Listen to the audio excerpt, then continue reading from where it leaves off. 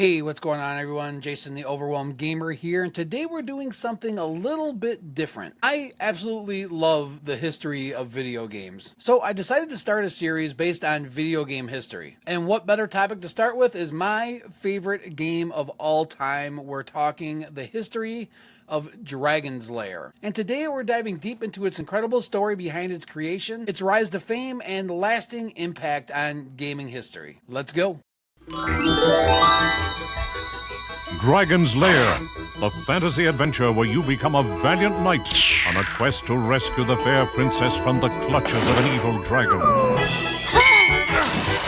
You control the actions of a daring adventurer finding his way through the castle of a dark wizard who has enchanted it with treacherous monsters and obstacles. In the mysterious caverns below the castle, your odyssey continues against the awesome forces that oppose your efforts to reach the Dragon's Lair. Lead on, adventurer. Your quest awaits.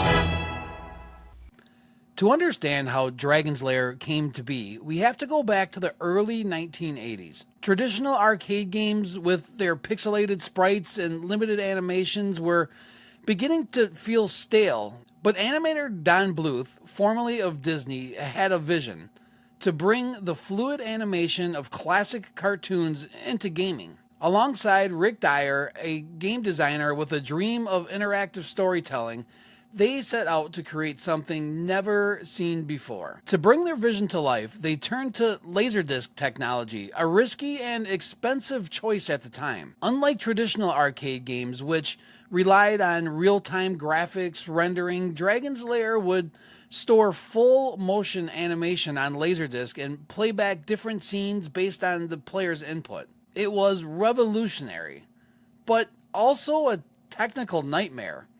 The team faced constant hurdles in getting the hardware to work. Think about this for a second. At a time where most arcade games were blocky, pixelated experience, here was a game that looked like a real animated movie. But did it actually work as a game?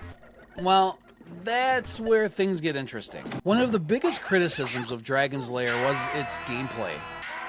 Instead of free movement like in traditional arcade games, players had to memorize precise movements. Press left at exactly the right time, swing your sword in just the right moment, or face instant death. It was more about pattern recognition than reflexes, which made it brutally difficult, but also incredibly rewarding for those who mastered it. Despite its difficulty, Dragon's Lair was a smash hit.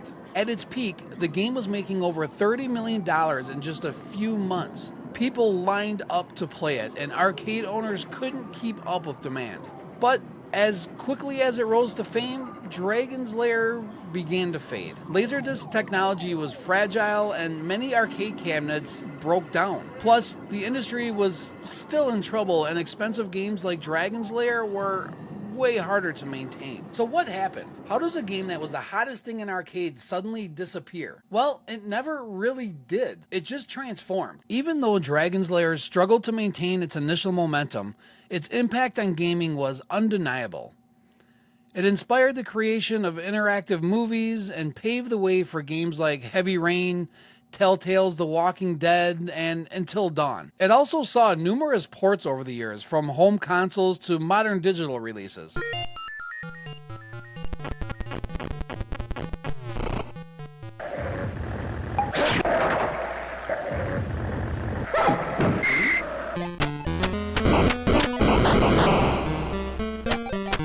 Today, Dragon's Lair remains a beloved classic, frequently referenced in pop culture, and still played by retro gaming enthusiasts. Dragon's Lair wasn't just another arcade game, it was a revolution. A bold experiment that pushed gaming technology to its limits. It's my favorite game of all time, and for good reason. It's frustrating, rewarding, and most of all, to me, unforgettable. If you've never played it, do yourself a favor and check it out.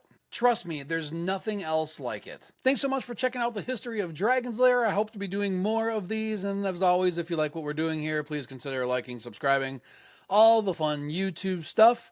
Until next time, we'll see you in the next video. Late.